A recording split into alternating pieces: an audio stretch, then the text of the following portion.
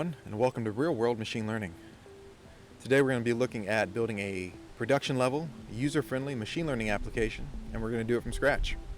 We're going to use messy real-world data to create some training data from it that we have to pre-process, that we have to sort and filter first. But then we're going to get some TF records that we can then feed into a model, and we're going to train that model, and we're going to get it nice and working and accurate, and then we're going to put it into an application. Nice, pretty application that has a single button. Press listen, and it will take in some audio from your microphone, and it will classify it. So, let's get started.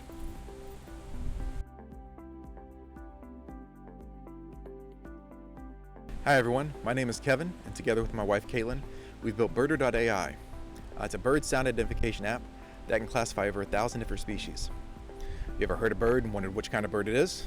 That's what Birder.AI does, is it tells you what bird you're listening to. It uses your phone's microphone to capture about 15 seconds of audio, then it classifies it and shows you an image of the bird, not the actual bird you're hearing, an image that we scraped from Wikipedia, a little summary about that species of bird, and then a link to that Wikipedia article to tell you more about it.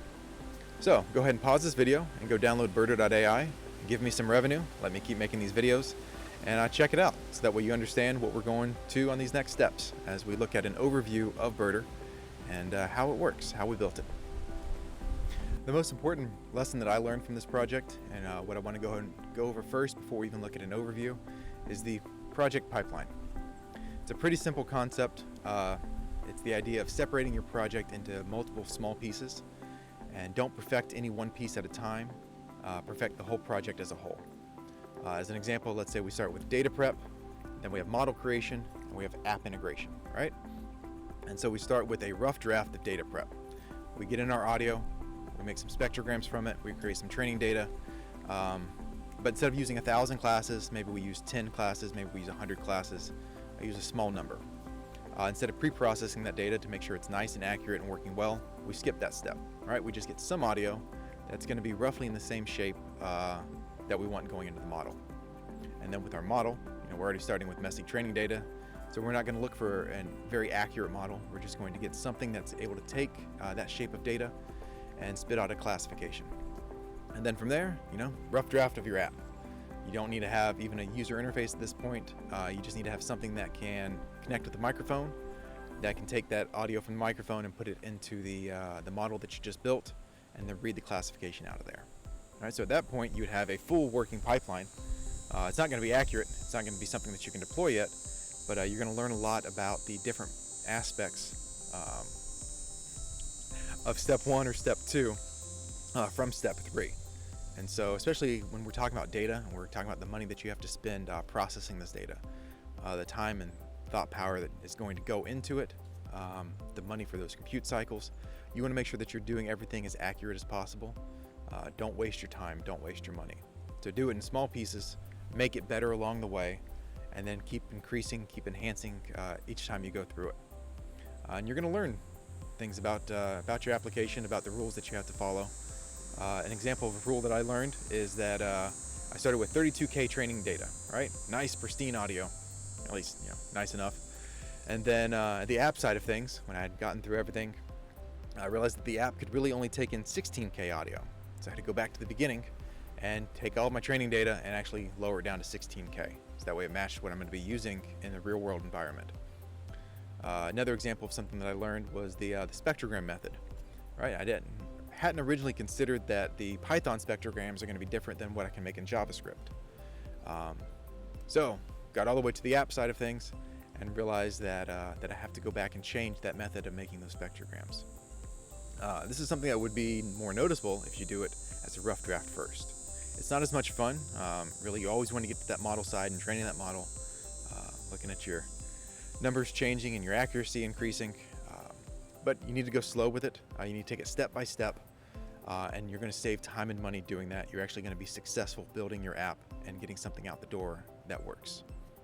So that is the project pipeline. Separate your project into smaller pieces, and then iterate over them as a whole to improve your whole project with each cycle, with each evolution.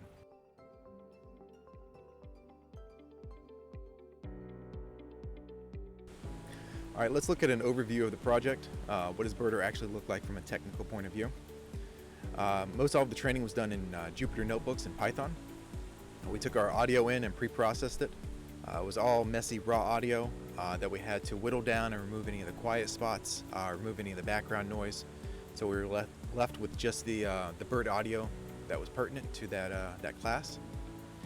From there, we had to implement our own fast Fourier transform method in order to create our spectrograms. This had to be done so that we were using the same method in JavaScript as we were in Python. Same method during the deployment side of things as we were using during the training side. It's a very important part of this whole process. Okay, so from there, when we had our spectrograms, we packaged those into TF records. Nice serialized training data that's really quick to read. We did this so that way our bottleneck during training was the processor. It wasn't our hard drive. It wasn't the amount of memory that we had to pre-cache any of our training data. Yeah, TF records, they're great to use. From there, we built our model. We used TensorFlow and Keras to build a convolutional neural network. Pretty standard convolutional neural network, CNN. The most interesting part about it was the way that we fed in that training data, because Birder has 1,000 different classes, and you can't set a batch size of 1,000. It had a batch size of, I think, like 32. So we had to make sure that we were feeding all the training data in order to make an even distribution amongst all of those classes. From there, we took that trained model and we repackaged it with TensorFlow.js so that way it can work in our JavaScript app, which was built with Vue.js that uses the web audio API to communicate from the phone's microphone, the same fast Fourier transform method to create our spectrograms to then feed into that model. And then as far as the deployment goes, nice and windy out here. We deployed everything with Docker containers. There's a Kubernetes setup for our web deployment, and then we use Cordova to repackage that Vue.js app into an APK that we're able to put on the Google Play Store. Speaking of, go ahead and look for it. Download Birder.AI. It costs a few dollars. That money goes directly to me, minus what Google takes. And then, yeah, it'll help me keep making videos, and it will give you the ability to classify birds with your phone. It works offline. You can take it anywhere. It's a one-time thing, and it lets me keep making videos and allows you to classify 1,000 different types of birds, and also know that what we're going to be working with on the next videos as we go over these actual Jupyter notebooks that we used for data prep, model creation, and app integration. We're going to go over each of those three sides. And by the end of this, you will know how to create an app from scratch, or at least see the way that we did it, right? Everything's going to be different.